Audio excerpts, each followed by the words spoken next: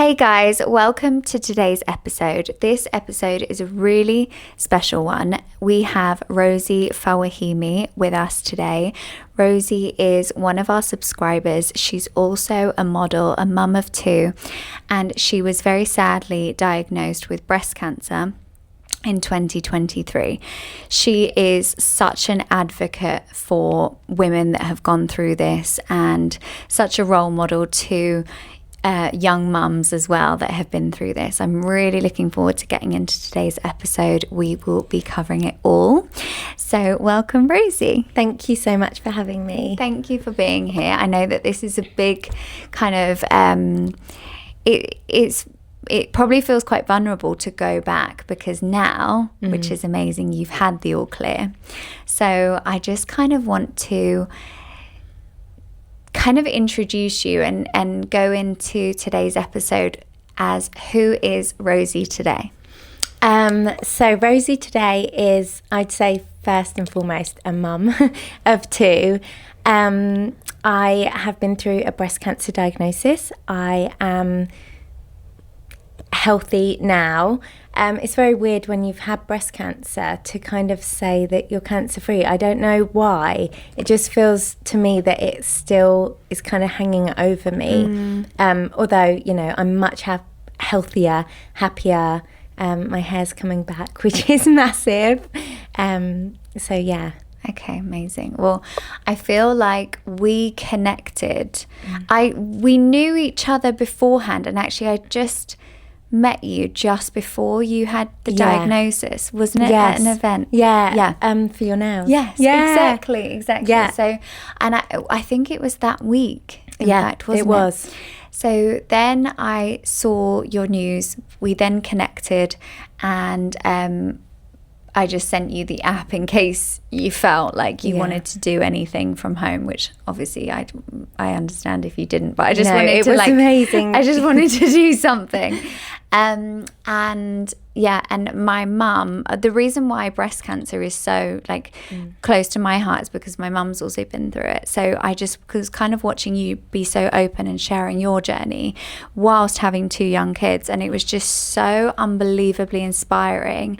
And I just really think that this conversation is going to help so many people not feel so lonely, because I know that when my mum had it, she was unbelievable and her mindset was so strong, but I remember her feeling quite isolated and quite lonely. Yeah. So can you kind of take us back to when you got diagnosed, how you even noticed it? Because I think that would be so helpful, because you were only 11 months postpartum, which is just unbelievable. So take us back.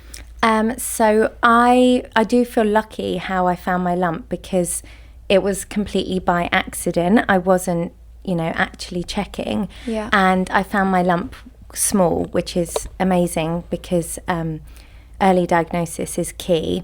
But I found the lump in the shower whilst washing. I'd literally been in the shower about 40 seconds. I had both of the kids in there with me. Aww. And I just felt a lump. And I knew that it was quite different from, not a normal lumpy boob. It was like a hard lump. So I booked in to go to the doctors as soon as Rudy had gone back to school, because it was the summer holidays. And the doctor said, yeah, it is a lump. I'm going to refer you to the breast clinic, but I'm not worried about it. Okay. I'm just going to refer you. Okay. So at that point, I still wasn't worried. But when I went to the breast clinic, they did a CT scan and then they took a biopsy whilst I was there. And I said to them, is it a blocked milk duct? And they said to me, no, it's either a fibroadenoma or breast cancer. And at that point, I was really worried. I was crying already, having the biopsy, because I didn't even realise I would be having that. Also, just sorry to interrupt, but just to go back, you were 11 months postpartum. So I can say prenatally now, your body changes on a daily basis. Your hormones are changing so much. I can only imagine postpartum as well. Yeah. So you must have been thinking, well, it's probably just something natural that's happening, like it was it was something to do with postpartum? Yeah, I didn't think for a second that it was going to be breast cancer when I felt it. Yeah. I just thought, I should get that checked. Yeah. And then quite quickly I got my diagnosis. And so you went for the mammogram and then they got back to you? So yeah, when I went to the breast clinic, they do a CT scan, and then if they're worried, they do a biopsy. Okay. So they did the biopsy there and then it's 2 weeks until you get your results. Oh my gosh. And those 2 weeks, I think, were actually the hardest part of the whole time, because I was really worried then. Yeah. My family weren't. Like, my dad still went on holiday. He wasn't worried at all. They really thought that it was just going to be, you know, a fibroadenoma or, you know, a cyst. Or something. Yeah. And I think, because how old were you at the time? 35. 35, yeah. It's something that we don't really... I know for me, I've always associated it with something that was maybe older. Exactly. Same. And now, I mean, on our breast cancer walk that we did, I met so many people that had suffered with it. So it's really important to kind of just say, like, it can happen to anyone at any age. Fingers crossed it doesn't. Definitely. And fingers crossed it's not you, but just to be aware of that. And I know this sounds so silly, but I just want to kind of just go through everything. How did you check? Well, I didn't check. You just felt it? I just felt it. Naturally showering. I just felt a lump while I was washing my armpit. However, the week before, we'd been on holiday, and I remember looking in the shower, in the mirror, before I got in the shower, and one of my nipples was all kind of inverted and shriveled. Right. But I thought it was because I had a wet swimsuit on. So I did think that was strange, but I didn't associate it with, you know, breast cancer at all. Of course. But in hindsight now, that definitely was a symptom. So that's a big indicator. Yeah. There's quite a few. There's, like, you know, the obvious one, if you have a lump. Yeah. And then there's discharge, inverted nipple, change in shape, change in colour. They call it, like, orange peel effect. Okay. You also have to check all the way up to your collarbone. Right. I think some people find theirs accidentally kind of adjusting their necklace and stuff. Gosh, So you don't think of that kind of area being associated, but it is, as well as your armpit. I'll make sure in the show notes we put links to different information, because I think it's so, like, I never knew that. Neither did I. You just wouldn't think. Okay, so you got the diagnosis, you were 11 months postpartum, you also had your older son Rudy. Yeah, who just started school that week. So what happened next? You obviously then had to tell your family. Were you with your family at the time, or? When I found out, so it's 2 weeks wait until you find out. Yeah. And what happened was, a couple of days before I was called in, I got an appointment through on the NHS app to go to the breast clinic. And then that was confirmed over the phone. But then the next day I got another appointment for the following day. So I called them and said, I think you've made a mistake. I've been given 2 appointments. And they said, no, you've got 2 appointments, one on Thursday, one on Friday. So then alarm bells really like set in. And I said to them, like, what's the appointment for on Friday? And they said it's for genetic testing. So I just knew that it was definitely going to be something bad. Why would they call me in for 2 appointments? And my mum and Charlie, my partner, and my dad all were trying to assure me that it wasn't going to be that. But I knew deep down. So I went there with my mum and with Charlie. And as soon as I walked into the room, there was a lady sat in the corner with a breast cancer lanyard on. So I knew before they'd even said anything, like, what was going to happen. And really. it was you and your partner that had gone in. And my mum. And your mum, And that must have just been horrific. And did they talk you through, like, your treatment plan then and there, or what were the next kind of steps? So when you first get diagnosed, they don't kind of know all of the information about your tumour. The next steps is a full body MRI scan and a mammogram and the genetic testing.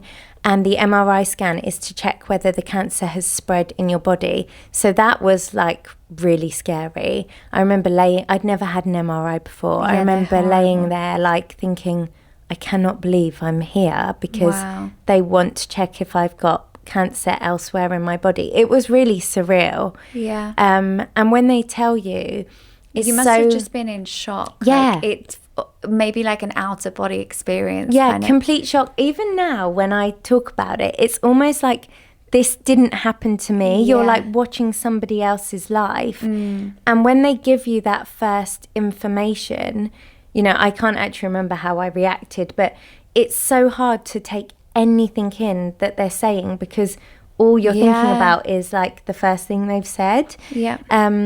So yeah, it was very surreal. And then you get more of your results back over the next kind of weeks and plan. And did you, because my mum had an operation first and then treatment, did you do the same, or did you do? Yes, I did the same. But then it turned out that I have BRCA gene. Yeah. So then I had to have more surgery as well. Following the treatment? Yeah, following my chemo, yeah.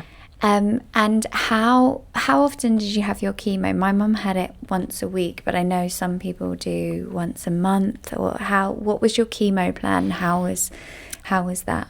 So I was diagnosed with triple negative breast cancer. Okay. I don't know if you know much about what does that mean?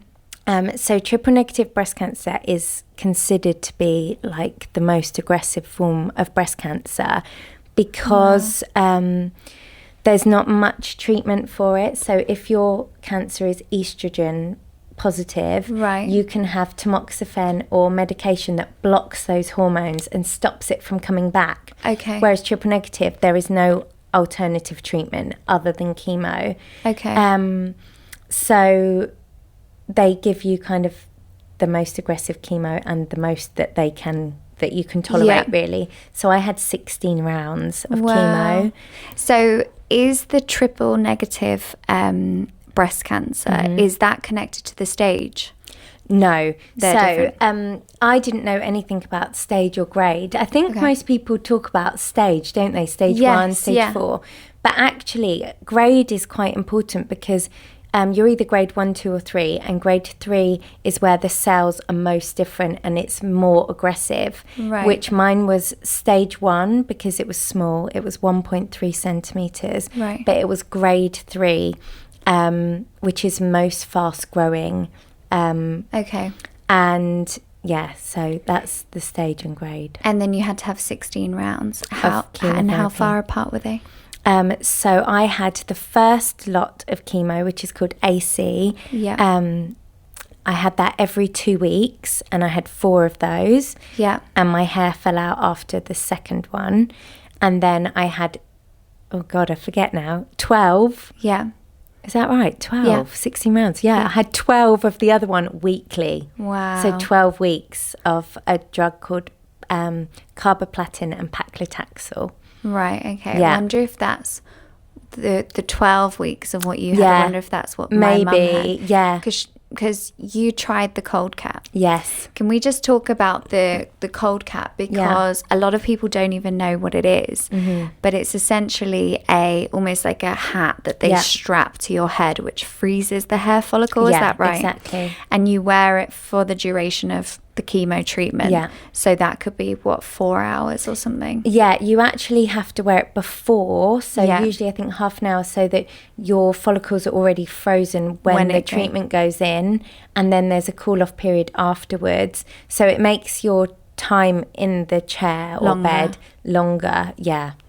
And so and also they kind of like just from my mum's experience, they flatten your hair, don't they? They put some sort of conditioner. Exactly. I remember giving my mum like this hair mask and trying to like put that on her, and then they really like seal it in, don't they? Because it has to be so close to your hair follicle.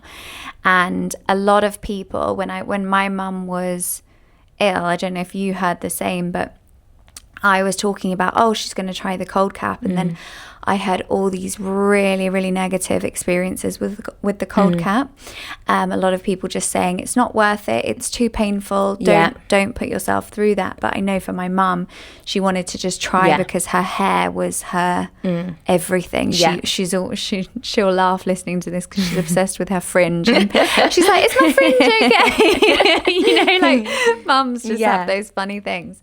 But yeah, so she really was just determined to try. And was it successful? And it was successful. Her hair, she did have, I don't know, like a percentage, maybe, I don't know.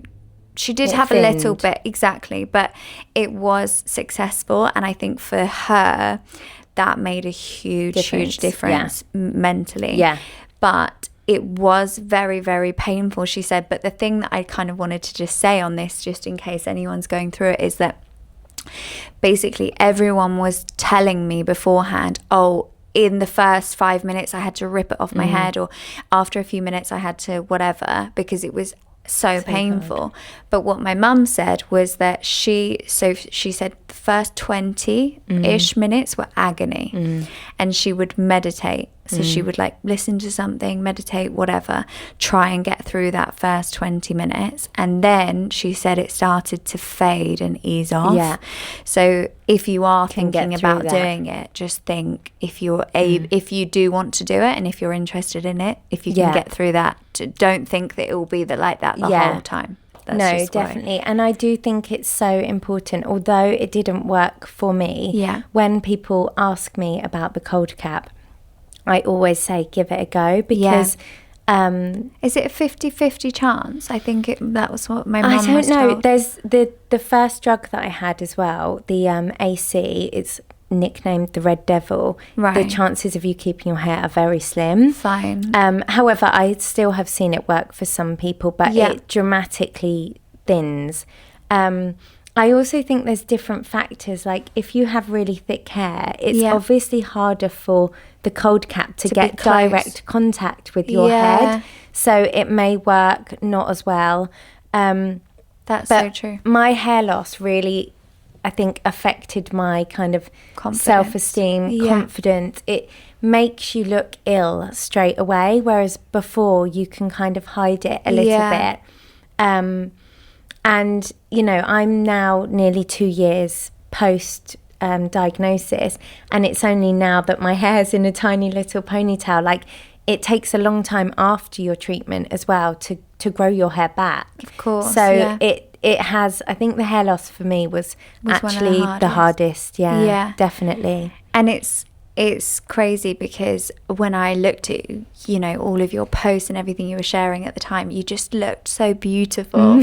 And no one would ever, but I could completely imagine, like, for so many women, hair is, but then I think there's some people listening to this that would just be like, well, that's the least of my worries, which I also totally understand.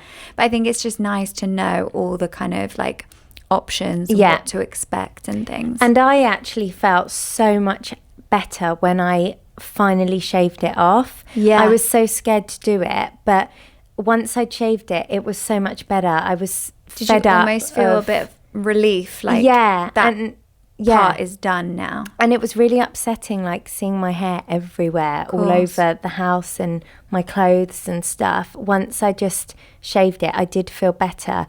But I think everybody has to do what's right for them in their own time, and it will affect everybody differently. And how did you find the chemo itself? And do you have any tips or anything to kind of I would say the first, everything is harder and seems worse than when you actually have got the first one over and done with. I was so scared to have the first round, and you really don't know what to expect. You've only seen it in television. I remember my dad, he came to every single one with me, but he thought it was like a microwave or something. He literally had no idea what it actually was. But yeah, I think once you have the first one over and done with, it's not as bad. But I did find it like mentally challenging, more kind of being around all of those other people that unwell, essentially kind of fighting to stay alive. Yeah. It's quite a depressing place to be. And a lot of people were older than me. There were some younger people, but most people are old. Some people are really ill. So, that's scary because you don't know why everyone's there, like what cancer they have and their stories. So, yeah, I mean, I didn't find the side effects too bad. I was okay. That's good. Yeah, like I've rarely had days in bed. I think it's just because of the children kept me going and active. I did, amazing. I stayed at my mum's the night I had chemo to get like a good night's sleep, and my daughter sleeps in my bed, so I didn't want her next to me when I'd had like those toxic drugs. So I kind of moved into the spare bedroom, but I was okay, really. Some people get awful sickness. You didn't experience sickness. So my mum had really bad sickness, and she said it was almost like morning sickness. And one of the things that helped her, just in case anyone's listening, was ginger, fresh ginger. She said it was like morning sickness with pregnancy, so she had to eat little and often. If she left it too long without eating, she would feel worse. Ginger, like fresh ginger tea. I was also making her chaga. I don't know if you know about chaga, but I was doing all this research into like all these different things. And chaga is this mushroom which I read, and again, I'm not making any claims, but at that point you will try anything. Yeah, of course. You? Yeah. So it had these anti-cancer properties that were claimed. So I thought, okay, I'm going to make her this every day. So I brewed this chaga for like an hour or two a day. Oh wow. And would like add, because it doesn't taste nice and she hated it. So I'd add like cacao and manuka honey or whatever. And I mean, she had that most days. So it's hard because you want to just be so helpful as a support to your family member, but you just don't know how they're feeling, and it's so difficult. I think that's really nice though that you did that for your mum, because there's so many things out there, you kind of don't have the time, and it can be a bit scary to kind of look at all of the alternative things. But it's so nice when somebody just does it for you, presents this for you, and is like, this is going to help or could help. Try That's it. Actually a good tip maybe for family members, because you're so right. I can imagine if you're the one going through it. Yeah, it's overwhelming. It would feel so heavy and so overwhelming to like, where do you even start? Yeah. Whereas if you're a family or friend, you can go away, do your research and come up with this kind of almost like a plan. I mean, I was cooking all my mum's food, but her doctor interestingly said that she should be plant-based while she was undergoing the treatment, which I thought was really interesting. The doctor was not plant-based, and she said it's an anti-inflammatory diet. She also told her to avoid things like turmeric. Oh yeah, I was told about turmeric, but actually only from someone online. Yeah, you would never think turmeric. I would. If I was like making my mum something, I'd be thinking turmeric would be amazing. So because that is anti-inflammatory. Did your mum have private healthcare? Yes, she did. Just luckily through her work at the time. But thank God, because it was during COVID. Oh yes, yeah. So it was just, I don't know. She would it would have been really delayed. Yeah. So I'm just really grateful that she had that at the time, because I heard some awful stories about people having delayed treatments and things, or being on their own and stuff. Yeah. Was your mum on her own? So no, me, my mum and dad all moved in together. Oh. Yeah, so we all lived together for a year when she was going through it. So we were all. And was she allowed to take somebody with her for chemo? No. Oh, wow. Yeah. So she would go on her own, and she was amazing. Her mindset, and I want to talk about your mindset experience and any like tips or anything that kind of inspired you. But she always said, I don't think why me, because I would never wish this on anyone else. And she would be like, come on. Like sometimes she would walk to and from chemo. Really? Which was like an hour and a half. She told me she did lots of walking. Yeah, and she was like, come on, Bryony, let's go for a walk. And there were some days where I was like, Mum, I'm tired. She'd be like, come on. But I think that helped her a lot, just clear her head and just kind of feel almost she was being productive. Did you have anything along the way where you felt actually were almost like tools that you could lean on? To be honest, I was just trying to get through it every day. With two small children. Yeah, I was really scared. I still feel like I am a bit scared because you hear that it comes back. So I don't know if I walked as well. I did walk. And then I did your Pilates at home when I felt up to it. Yeah. But walking and being outside in nature clears my head so much. Yeah. Like even now, if I go outside and go for a walk, I just feel my shoulders like relax. Yeah. That's kind of the best medicine for me as well. I did go for walks. And how did you tell your children? Or did you not? I didn't. No, I didn't. Because they were so young. So your eldest was Rudy was 4 and 11 months. Yeah. So I didn't tell them. I was really upset losing my hair because I knew then that Rudy was going to know that something was wrong. And you know what that kind of age is like. Yeah, some of his friends would be like, Rosie, are you still bald? And I was like, yeah, at the school gates. So I didn't, that's the only reason I didn't want to lose my hair really was because of him. But, since then, they've had to know something was wrong with my boobies because I've had surgeries. Right. I had drains when I had my double mastectomy. Yeah. And I actually had to stay at my mum's for 2 weeks after that surgery because it was so huge and I couldn't lift Ray.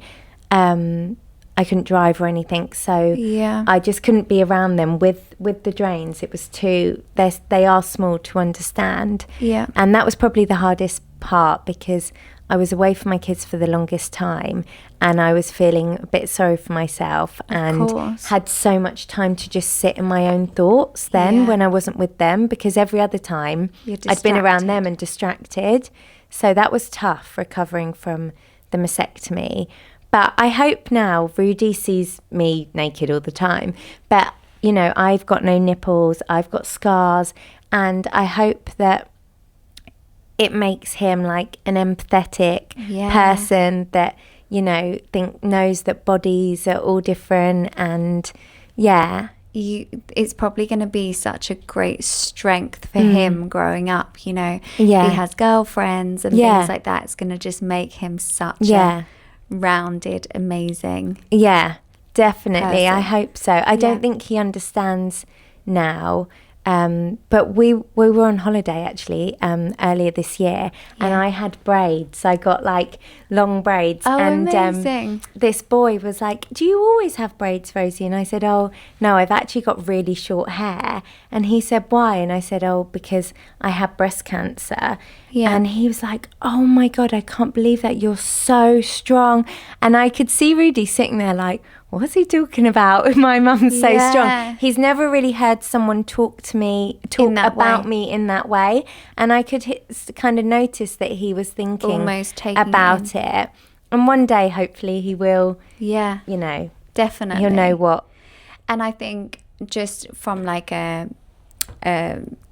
me going through, having a parent go through it, the lessons that my mum taught me in that time were the biggest lessons of my life, ones that will stay with me forever. And I think even though your kids weren't old enough to experience at the time, as you say, like as they get older, it would just give them this appreciation. And obviously it makes you so, you have so much wisdom with all of this, and that's now why I want to go into it. But you're going to be doing a podcast. Oh yes. Your new era of life. I'm so excited to hear about that because I think you're so brilliant at really putting yourself out there. And I think you're such an advocate for women going through this. And I know on the breast cancer walk that we did, you were really connecting with others, and I could see that you were just so passionate about helping others. Yeah. So, yeah.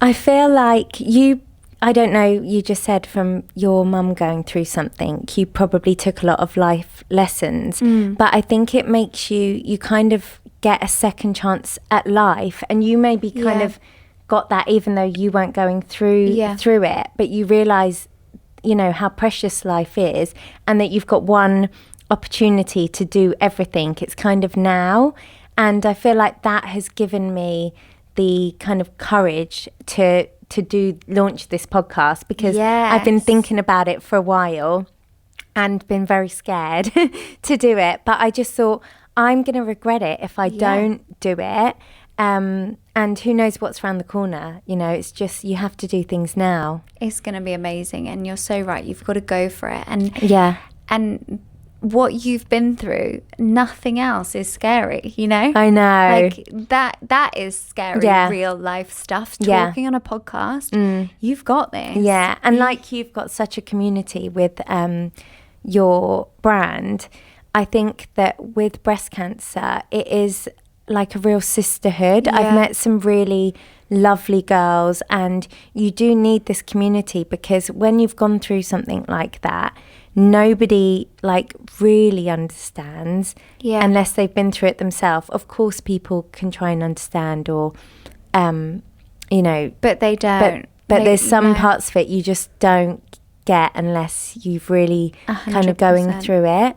So I wanted to you know, kind of create a space where people can share their stories, and, you know, give inspiration and hope, and also spread awareness on some really important topics. It's not all going to be about breast cancer.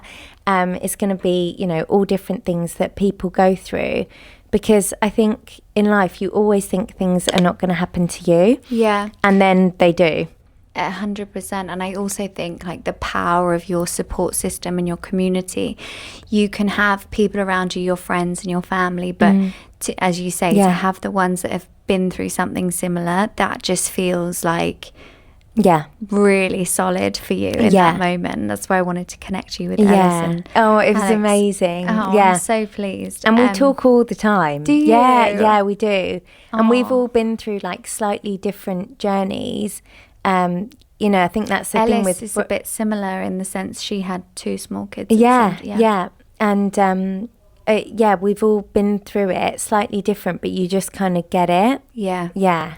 And especially as well, like the aftermath, because, I mean, we've spoken about it, and this is one thing my mum always talks about. You get this cancer-free diagnosis, but you still feel somehow like she still has physical symptoms now that she's dealing with that have really like knocked her confidence and things. So how is it feeling being in your body now post cancer? I'm definitely feeling more myself, and it might be, you know, not in a vain way, but just looking more like myself. My face was so swollen from steroids, and then obviously losing all my hair, my eyelashes. I just didn't look like myself at all. And even dressing was really difficult when you have like, you just don't recognize yourself in the mirror at all. So I feel good in that way.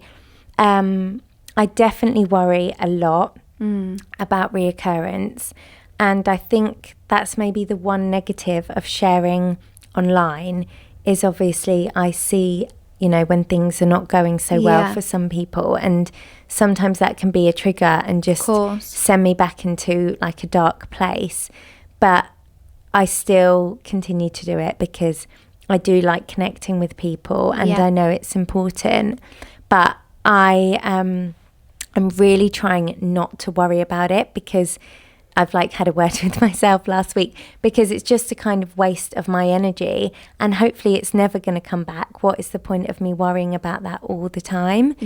But when I am feeling, you know, stressed and overwhelmed and anxious, I'm doing Pilates. And I recently joined this place where you do the plunge bath and the infrared sauna. I'm just trying to do anything really that's I know is going to benefit my health. Okay, let's talk about this. So what's like Rosie's wellness toolkit right now? At the moment it's Pilates. Okay. I'm doing that 3 times a week. I really was inconsistent with my exercise up until about Easter this year, because I just didn't feel kind of well enough and my energy. So I'm doing that, and just overall being healthy. Yeah. I'm taking some supplements. What supplements are you taking now? Oh God, it's one called berberine, I think it's called. That's meant to be really good for kind of blocking pathways for cancer. I try and fast on Mondays. Okay. So try and do 24-hour fast. I don't always do it, but I try and do it on Mondays. Oh my gosh. I always drank green tea, as in I have drunk green tea for like 20 years, and it's meant to be really anti-cancer. It's is it ECGC? It's the same as in matcha. Exactly, yeah. And also L-theanine, because you have it calms you at the same time as giving you the really? caffeine. Yeah. What's that? In matcha, there's L-theanine, and I'm pretty sure you have it in green tea as well. But when you get the caffeine boost, you get this amino acid called L-theanine, so it calms you at the same time, so you don't get the spikes and crashes that you get with coffee. Okay. Yeah. So a green tea, I'm continuing. Although I drank that before, and I've still got cancer. And then matcha as well. Amazing. So, they're kind of... your go-tos. I've dipped in and out of a few other things, but sometimes it's hard to keep things up. Yeah. And then you hear about something else, and you try that. Yeah. So, I think sometimes it's just about simplifying it, isn't it? Especially when you're working, you've got 2 small children. Yeah. You just want to find the things that actually make a difference for you. Yeah. And then kind of just quieten the noise around that, I think. Do you have a favourite class on the app? I'm doing abs at the moment. I really want I just want a six-pack. I do feel like I'm getting more defined. I've wanted abs for a long time.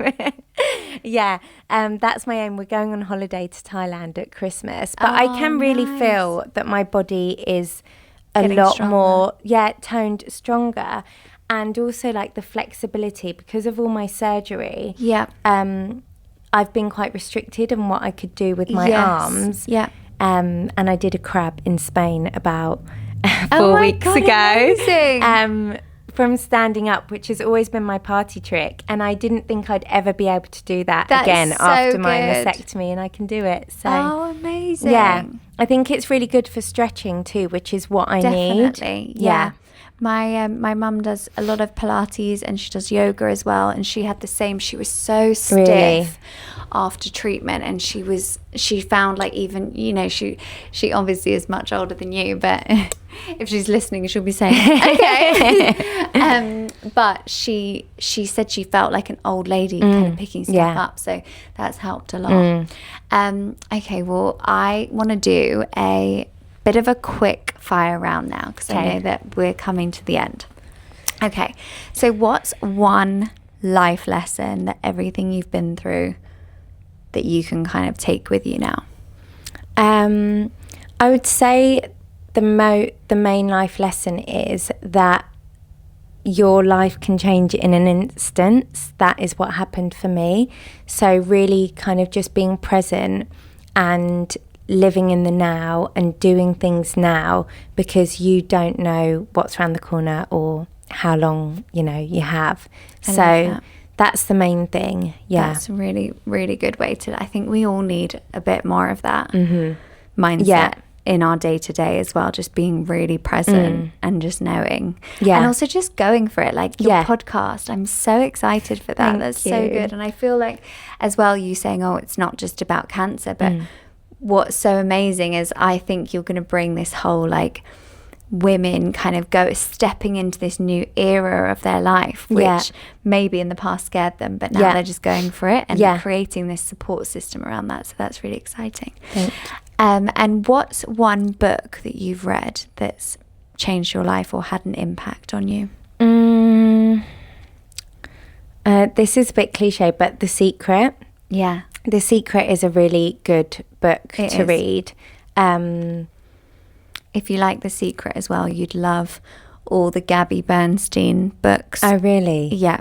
And Louise Hay, like how you can heal your life, you can heal your mind, you can heal your body. All Louise Hay books are really good. I'll have to look. I'll have to look into those. Amazing. Yeah, people always ask me like, what's a good gift to buy someone when you're going through treatment? Yeah. So that's a good one. Yeah, those Louise books are Hay good. and Gabby Bernstein are really good. Gabby Bernstein has one called The Universe Has Your Back. Really, really good book. Yeah. Okay. What's one podcast that lifts your spirits? I listen to a variety of podcasts. I don't listen to any that are funny. So they don't really lift my spirits. No, but it could get you motivated or something. Mine are I'm the same. I don't listen to funny ones. Yeah, mine are all kind of like real life stories, self-development. Yeah. I obviously listen to yours. I do like Stephen Bartlett's podcast, but I pick and choose, who I listen to. I love Made by Mamas as well. They have some great guests. Really good. You'll like one. that scene. I've always listened to them. Yeah. Yeah, they're amazing, aren't they? They're so nice. And what's your one wellness non-negotiable? My one wellness non-negotiable is probably my skincare. Ooh. And a bath. I love having a bath. I love a bath. Yeah, it completely relaxes me. What's your skincare go-tos? Because you have flawless skin. Thank you. I'm really basic with my skincare. Is great. I love the CeraVe hydrating cleanser. I have used that for years. Is it the green one? Yes. I use that one. I love that. I'm on my way to rosy skin. You've got beautiful skin too. Thank you. That and the Ren Recovery Balm. Yes. But Ren have just Do you know what? I think I have some at home. Do you? I bought a few. Because they're amazing. They're so amazing. So I've always used that. And the Drunk Elephant baby facial. Oh yeah, that's really good. That's good. I don't think you can use that during pregnancy. No, probably not. And I've just started microneedling as well. Oh yeah, that's and brilliant. I think that's really good. Who do you see for microneedling? By Sarah Jane. Okay, yeah, nice. she sometimes has based pop-ups. in London. Yes, in London, and she has a pop-up at Soho Farmhouse, I believe. Oh, that's good. Yeah, and a place out in Essex. It's gorgeous. Oh, okay, it's amazing. really lovely. I have to check her out. Yeah. I go to Pandora Long. She's in Chelsea. I met her on your walk. She's amazing, isn't she? And her skin is amazing. It's amazing, yeah. And she used to have really bad acne. Really? She really suffered. So anything she does, I'm like, I trust everything. Yeah. I'm in good hands. Yeah. Okay, and then in the bath, what are you putting in your bath? I use a brand called Sweet Bee Organics. Ooh, have you heard of them? No. They're obviously an organic brand. They have some gorgeous Sweet products. Bee. Yeah. This is like a salt that gets rid of all the toxic, all the bad like metals and stuff. Wow. It's called a detox salt. So I use that. I also love their magnesium butter for sleep. You put it on your feet. It's gorgeous. You should really check out that brand. It's really nice. That's a good tip. Yeah. Okay, and then finally, I have started doing this new thing as of today, which is I really want to leave each guest, I have the journal, and I really believe in the power of journaling and writing, and I want to leave every guest with a journaling prompt. Okay. So just something that will either inspire or cause them to kind of reflect and just have a moment of kind of presence with themselves. Okay. What should they write? What should they answer? What did you do today that has made you proud? Oh, I love that. Love that one. Okay, well, thank you so much. What a good ending. That was an amazing podcast episode. I'm so looking forward to your podcast. Can you tell us the name and where we can find you and follow and support and all the things? Thank you so much, Bryony. Of course. It's called Everything Changed podcast, and it's going to be available on October 1st for Breast Cancer Awareness Month. Amazing. And it will be available on Apple, Spotify and YouTube. Okay, amazing. Well, I'm 100% supporting. Thank you so much. So thank you. That's going to be amazing. Thank you. And yeah, good luck with everything.